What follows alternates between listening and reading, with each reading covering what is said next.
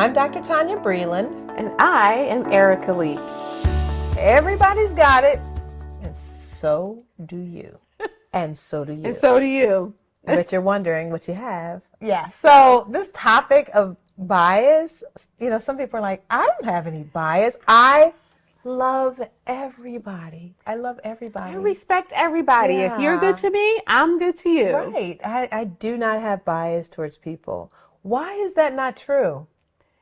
Because we all have it. We all have it. We all have received messages from the time that we were very, very young. We've seen research where kids as young as 3 have, shown that they have bias for and against people based on skin color, gender, culture, even body types. Like we all have it because we've received images and messages from when we were very young about groups of people. Yeah. And so what happens is we make these associations, and the associations in turn, kind of stamps what that bias is. So we've got what we call implicit bias, and we'll talk about that in a moment, and we've got explicit bias. Yeah. So the bias that you have is explicit. Yeah. Okay. So there are certain biases that we all know we have,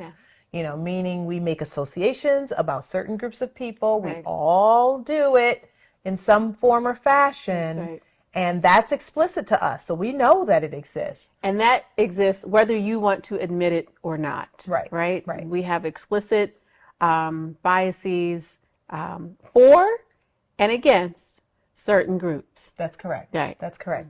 But then we have that implicit bias that's hidden to us even. Yes. It's not conscious to us. We don't realize we have it until it comes out and is brought to our attention, or we become aware of it. Right. And so that implicit bias is really the bias that is hardest to detect in ourselves because, like you, many of us espouse that we love all groups of people, that, we want everyone to get along, that we want to be friends with everyone, no matter what. And so we espouse that, and this is what we say we believe, but we don't realize that there are some hidden biases that were really kind of created long before we even knew, that there was even a such thing, if you will. It's like, this requires honesty. Yes. This requires transparency. Even with yourself. Even with yourself. And I think there are things, again, we've said this before in this podcast, but, in our nation, we still don't have free-flowing, easy conversations around race and culture, and particularly bias. But I think really having and thinking about the biases and unpacking them and where did they come from? Sometimes we have bias that comes from what we did not see. So if you grew up and, let's say in your parent circle, you never saw a particular group of people. So maybe your parents never, in your parent circle of friends, there were no Asian Americans. Maybe there were no African Americans. Maybe there was nobody of, from the LGBTQ community. Maybe you did not see those groups. And so the message is we're not friends with those groups. So maybe we can work with them, and maybe we can even, live down the street for them or something, but we're not friends with them. They're not in our circle. And so those absences very often create images as well. That's correct. Yeah. Right. And then, there are images that we get from the media, unfortunately. Yeah. So when you think about, who's bad, who's ugly, who's poor. Who's wealthy. Yep. There are images of what those people look like, and that points to, and what that does is it creates associations in our mind. That's so right. The more we see it, the more we begin to make associations. Who are the decision makers? So at one point we had a black man and a white woman running for president at the same time.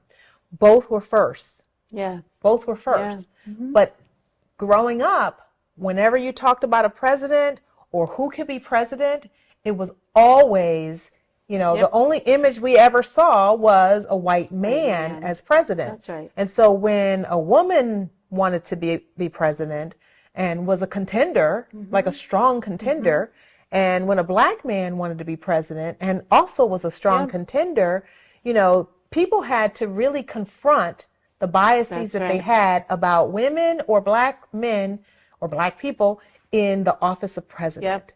In our trainings, we suggest, this whole mindset around cultural humility.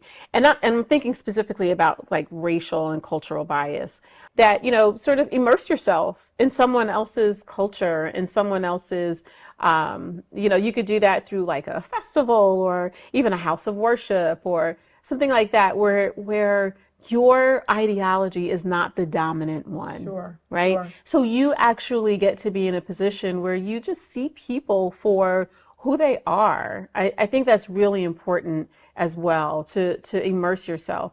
But also self-reflection is going to be really important. And I think we've talked about that over and over and over again. But I think, it's key. Yes, it's key. And none of this happens if you're not self-reflective. Yeah. Yeah, you're right about that. And I think that is really important when we think about bias. And, because here's the thing, what we also don't realize is bias isn't, like we make associations and we've given examples that weren't all bad, but bias also turns into negative acts against groups of people. Yes.